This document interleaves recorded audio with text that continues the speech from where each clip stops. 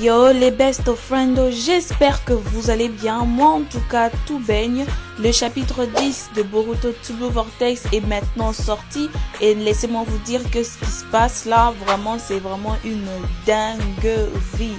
Ce qui se passe actuellement dans Boruto To Blue Vortex, le chapitre 10. On commence directement. Jura et Hidari, ils sont à Konoha, ils sont venus attaquer Konoha. Comme on a vu la dernière fois, ils sont à la poursuite de Himawari qui a fui avec Shikada et l'équipe 10 sur leur oiseau qui est en train de voler dans la direction du sud-ouest et ils sont venus dans le but de la dévorer. Jura décide finalement de partir à la recherche de Himawari. Il laisse Hidari avec Konohamaru qui était venu sur place pour prêter main forte à l'équipe 7. Mais ce que Konohamaru n'est pas au courant, c'est que Hidari c'est Sasuke. Est-ce qu'il aura réellement le potentiel ou encore la force nécessaire d'affronter Sasuke en 1v1? Ça, on le verra très prochainement dans le prochain chapitre. Mais là, laissez-moi vous dire que Hidari, il transpire le flot.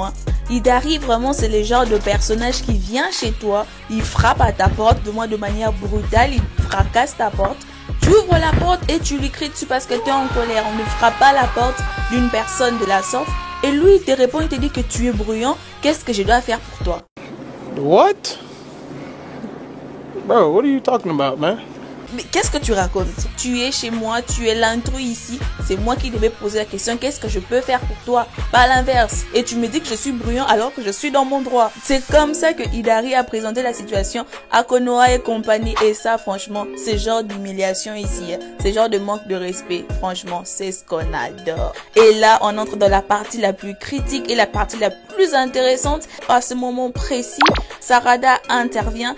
Et juste au moment où Sarada il a crié Konohamaru et Konohamaru a crié Sarada et c'est là que Hidari a identifié sa cible qui était Sarada Uchiwa. Et c'est là que commence le combat entre Sarada et Hidari. Hidari l'attaque avec les Chidori. Elle riposte telle une Uchiwa, elle est vraiment badass. Et aussi elle riposte et contre-attaque avec son Chidori.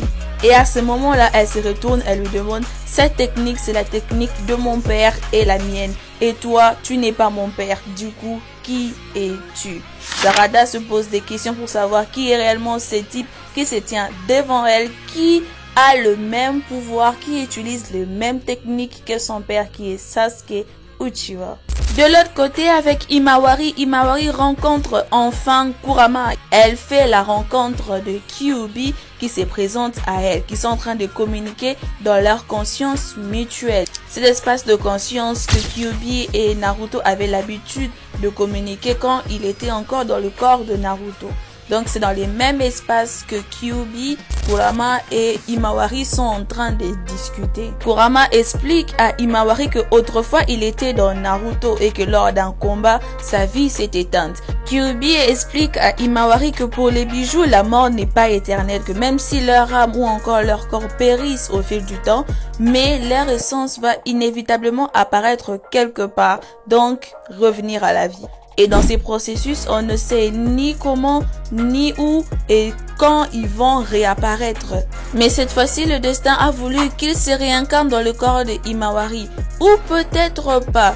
D'ici, on a deux hypothèses. Soit c'est le fait qu'elle soit la fille de Naruto et de Hinata, le sang de Hyuga qui coule dans ses veines, qui ont fait en sorte que Kyuubi a pu se réincarner dans son corps, ou encore la deuxième hypothèse qui dit que sûrement à sa naissance, elle a hérité le chakra de Kyuubi. Tout cela a fait en sorte que Kyuubi puisse se réincarner en elle. Mais dans tout ça, Kyuubi n'est pas si sûr et je suis sûr qu'on aura bientôt les réponses à cette question. Elle parvient à sortir de sa conscience et de sa conversation avec Kurama et retourne dans le monde réel où Jura est toujours à leur poursuite.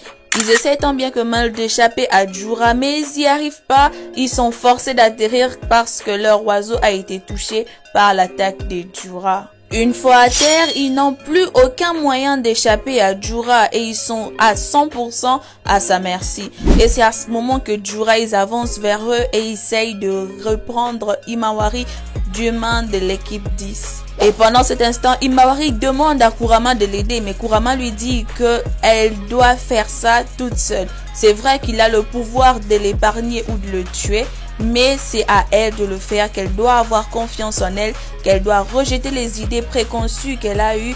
Et c'est à ce moment que Kurama dit à Himawari d'avoir confiance en elle, de se débarrasser de ces idées préconçues et qu'en termes de fusion, encore en termes d'affinité de chakra, son niveau est largement supérieur à celui de Naruto et largement supérieur à tous les autres prédécesseurs. Elle écoute un mot et se dirige directement vers Jura pour l'attaquer.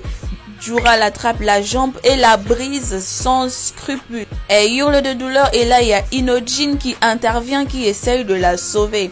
Mais sa tentative a échoué, il se retrouve transpercé, mais il se retrouve rapidement transpercé par Jura, par une tranche d'arbre. Tout laisse à croire qu'il va bientôt y laisser sa vie. Et dans le désespoir de voir son ami se faire tuer, se faire transpercer, Kyuubi se déchaîne et l'envoie Himawari en mode bijou à queue.